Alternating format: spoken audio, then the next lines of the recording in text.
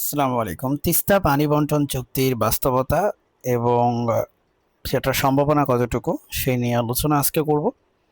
এটা রিটেনের জন্য অনেক বেশি ইম্পর্টেন্ট। আপনারা জানেন তিস্তা নদীর পানি বন্টন চুক্তি বাংলাদেশ ও ভারতের মধ্যে একটি অত্যন্ত গুরুত্বপূর্ণ এবং জটিল দ্বিপাক্ষিক বিষয়। এটি কেবল একটি প্রযুক্তিগত বা আইনগত বিষয় নয়, বরং রাজনৈতিক, অর্থনৈতিক, কূটনৈতিক এবং আঞ্চলিক সম্পর্কের একটি সংবেদনশীল বিষয়। এখানে এই চুক্তির সম্ভাবনা ও বাস্তবতা নিয়ে একটি গভীর বিশ্লেষণ উপস্থাপন করা হলো। পটভূমি ও ঐতিহাসিক প্রেক্ষাপট। তিস্তার গুরুত্ব। তিস্তা নদী বাংলাদেশের উত্তরাঞ্চলের জীবনরেখা, বিশেষ করে রংপুর ও রাজশাহী বিভাগের কৃষি, মৎস্য ও পানীয় জলের প্রধান উৎস। অন্যদিকে ভারতের পশ্চিমবঙ্গ রাজ্যের জলপাইগুড়ি বিভাগের জন্য নদীটি অত্যন্ত গুরুত্বপূর্ণ। অন্তর্বর্তীকালীন চুক্তি 1983 সালে 39%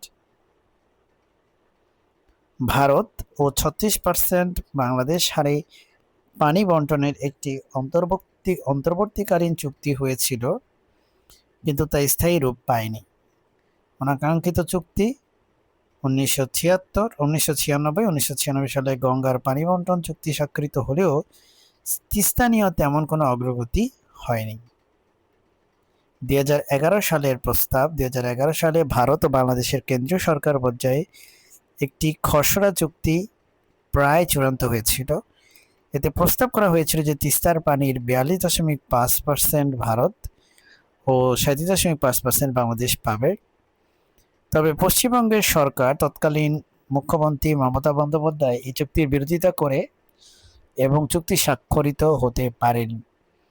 পশ্চিমবঙ্গে যুক্তি ছিল যে রাজ্যের নিজস্ব জল সংকট রয়েছে এবং তারা তাদের অংশ পানি ছাড়তে অক্ষম।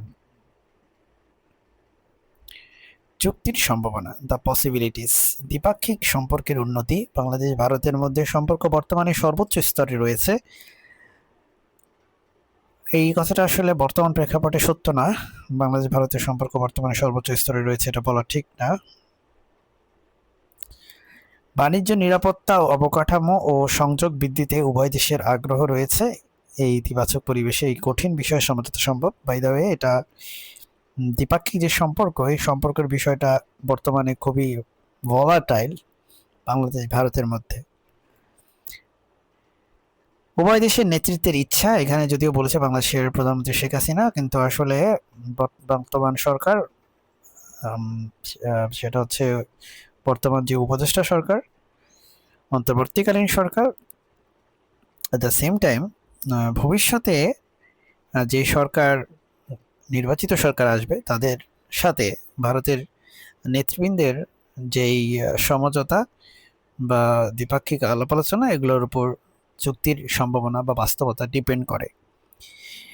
বিকল্প পন্থা ও সমন্বিত ব্যবস্থাপনা। মৌসুমী প্রবাহ ব্যবস্থাপনা। শুষ্ক মৌসুমে পানি বন্টন নয়, বরং বর্ষা মৌসুমে বন্যা নিয়ন্ত্রণ ও পানি সংরক্ষণ নিয়েও আলোচনা চলছে। চুক্তির সম্ভাবনা, দ্য পসিবিলিটিস। এক, দ্বিপাক্ষিক সম্পর্কের এগুলো তো আলোচনা হয়েছে। তারপর হচ্ছে বিকল্প পন্থা ও সমন্বিত ব্যবস্থাপনা, সেটা নিয়ে আলোচনা হয়েছে। জলবিদ্যুৎ ও সেচ প্রকল্পের সহযোগিতা। তিস্তার উজানে সিকিমে ভারতের নির্মিত জলবিদ্যুৎ প্রকল্পগুলো থেকে নিয়ন্ত্রিত পানি মুক্তি এবং উভয় পাড়ে সেচ প্রকল্পের সমন্বয় একটি সমাধানের পথ হতে পারে। পানির উৎস সংরক্ষণ। উজানের বনভূমি ও হিমালয়ের পরিবেশ রক্ষায় যৌথ উদ্যোগ নেওয়া যেতে পারে। জনগণের চাপ। বাংলাদেশের উত্তরাঞ্চলের লক্ষ লক্ষ মানুষ একটি ন্যায্য চুক্তির জন্য সোচ্চার। একইভাবে পশ্চিমবঙ্গের উত্তরাঞ্চলের জনগণও তাদের জলচাহিদা নিয়ে চিন্তিত। এই দ্বিমুখী চাপ উভয় সরকারকে একটি স্থায়ী সমাধান খুঁজতে বাধ্য করতে পারে। চুক্তির বাস্তবতা ও challenge, the realities and challenges. পশ্চিমবঙ্গের ভূমিকা, এটি সবচেয়ে বড় বাস্তবতা। ভারত একটি যুক্তরাষ্ট্রীয় দেশ। পানি হলো রাজ্যের বিষয়, স্টেট সাবজেক্ট। কোনো চুক্তি করতে গেলে কেন্দ্রীয় সরকারের পক্ষে পশ্চিমবঙ্গ সরকারের সম্মতি অর্জন করা অপরিহার্য। পশ্চিমবঙ্গের রাজনৈতিক ও অর্থনৈতিক স্বার্থ এই চুক্তির মূল চাবিকাঠি। দুই, পানির পরিমাণ হ্রাস। জলবায়ু পরিবর্তনের প্রভাবে এবং উজানে বিভিন্ন প্রকল্পের কারণে তিস্তায় মোট পানির প্রবাহ আগের তুলনায় কমেছে বলে বিশেষজ্ঞরা মনে করেন। ফলে বন্টনের জন্য উপলব্ধ পানির পরিমাণ সীমিত, যা চুক্তিকে আরো জটিল করে তুলছে। প্রযুক্তিগত জটিলতা, গ্যারান্টি ক্লজ, বাংলাদেশ চায় ন্যূনতম একটি গ্যারান্টিকৃত পানির প্রবাহ যা ভারত দিতে রাজি নাও হতে পারে, বিশেষ করে পশ্চিমবঙ্গ। ডেটা শেয়ারিং, বন্যার পূর্বাভাস ও প্রবাহ সংক্রান্ত তথ্য আদান প্রদানের বিষয়টি এখনও পুরোপুরি কার্যকর হয়নি। অভ্যন্তরীণ রাজনীতি, উভয় দেশই এই ইস্যুটি অভ্যন্তরীণ রাজনীতির সাথে জড়িত। ভারতের ক্ষেত্রে এটি কেন্দ্র রাজ্যের সম্পর্কের একটি পরীক্ষা, আর বাংলাদেশের ক্ষেত্রে সরকারকে জনগণের প্রত্যাশা পূরণের চাপ মোকাবেলা করতে হচ্ছে। তাহলে এ ব্যাপারে সম্ভাব্য সমাধানের পথ কি? এক, কূটনৈতিক তীব্রতা। ভারতের কেন্দ্রীয় সরকারকে পশ্চিমবঙ্গ সরকারের সাথে আরো জোরালো ও গঠনমূলক আলোচনা চালিয়ে যেতে হবে। পশ্চিমবঙ্গের উদ্বেগগুলো, যেমন উত্তরবঙ্গের কৃষি ও পানীয় জলের চাহিদা মোকাবেলায় আর্থিক ও প্রযুক্তিগত সহায়তার প্রস্তাব দেওয়া যেতে পারে। বহুমুখী সহযোগিতা, শুধু পানি বন্টন নয়, বরং নদী খনন, বন্যা নিয়ন্ত্রণ, জলাধার নির্মাণ এবং কৃষি গবেষণায় সহযোগিতাকে চুক্তির অংশ করা উচিত। আসলে বর্তমানে বাংলাদেশের সাথে ভারতের যে সম্পর্ক, দ্বিপাক্ষিক সম্পর্ক এতটাই চরম তলানিতে, আসলে এই চুক্তির বাস্তবতাটা খুবই খুব একটা সম্ভাবনা আপাতত অদূর ভবিষ্যতে নাই।